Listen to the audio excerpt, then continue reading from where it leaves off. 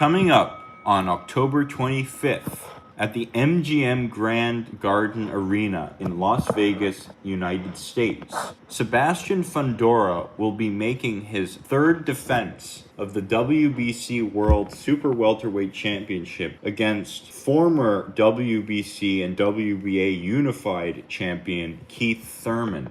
Currently, Fundora has a record of 23 wins, 1 loss, and 1 draw, with 15 of those wins coming by way of knockout. He is a towering 6'5.5" with a grand 80-inch reach.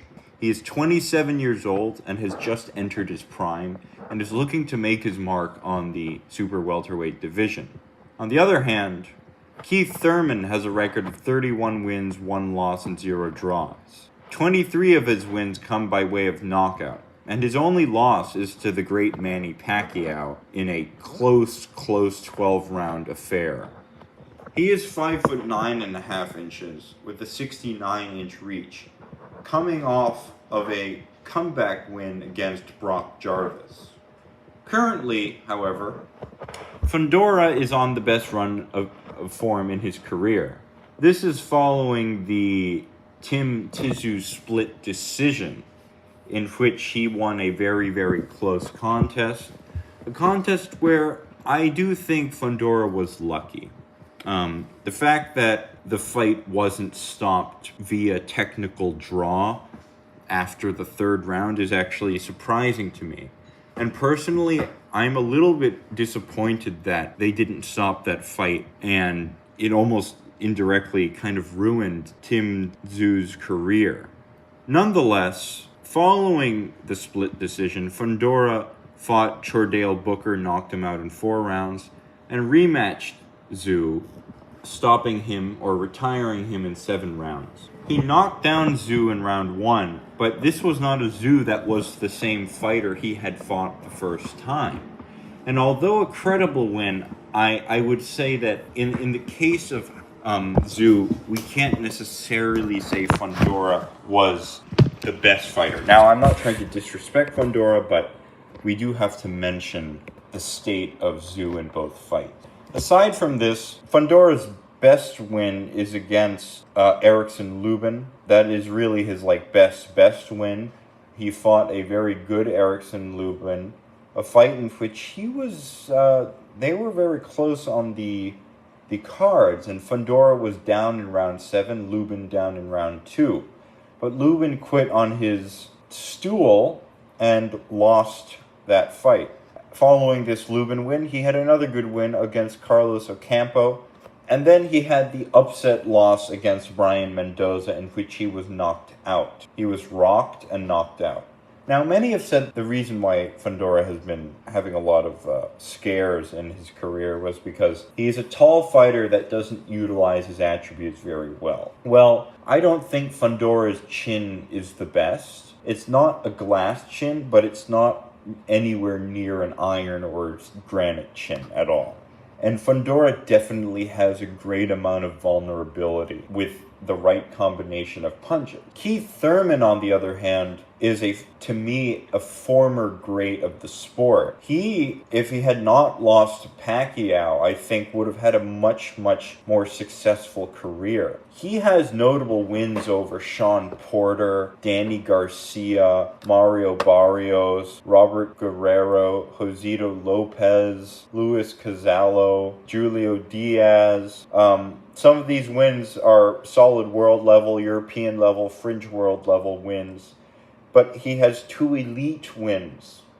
2 elite wins back to back. One over Sean Porter and one over Danny Garcia.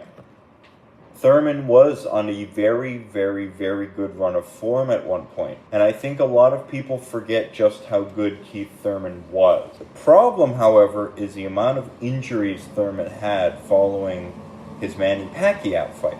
Thurman lost to Pacquiao by a very close split decision, where I think if Thurman had not been knocked down, he probably could have won the fight by a close split decision the other way around. However, Manny Pacquiao, in all of his greatness, beat Thurman. And in the end, Thurman ended up coming back 2.5 years later against a pretty good win over Mario Barrios. The Barrios win is pretty good. We all know that Pacquiao just drawed with Barrios, which is very funny to me for certain reasons. But following this, Thurman had a 3-year layoff where he finally came back in early 2025 with the win over Brock Jarvis. This fight was one which still left a lot of questions open. Jarvis was not in any sort of way of a world level, European level, or really very good regional level fighter. He even was fighting at 115 pounds at the beginning of his career and had just moved up to 160 pounds against Adrian Rodriguez, a journeyman, before he fought Thurman. Now, Jarvis has already returned with a win over a lower level prospect and is set to fight a pretty good regional level fighter, but nonetheless, let's talk more about Thurman. So there's a lot of questions surrounding Thurman. We really do not know if he is anywhere near the same fighter he was when he beat Sean Porter and Danny Garcia. In terms of Fundora, however, there are not too many questions in my opinion. He is making improvements and he is entering his prime.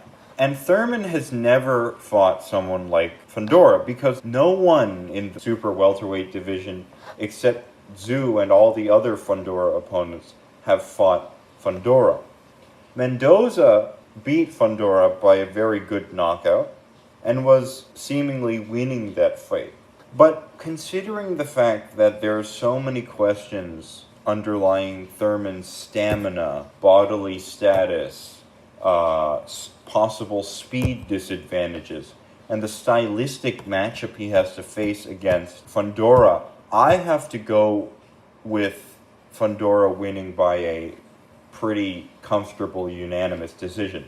I do not think Thurman will be knocked out. I don't think Thurman will go out with a knockout. I think he will last the distance, but I have no choice really but to pick Fundora by a comfortable unanimous decision. This is Zachary Cloutier at Ringside.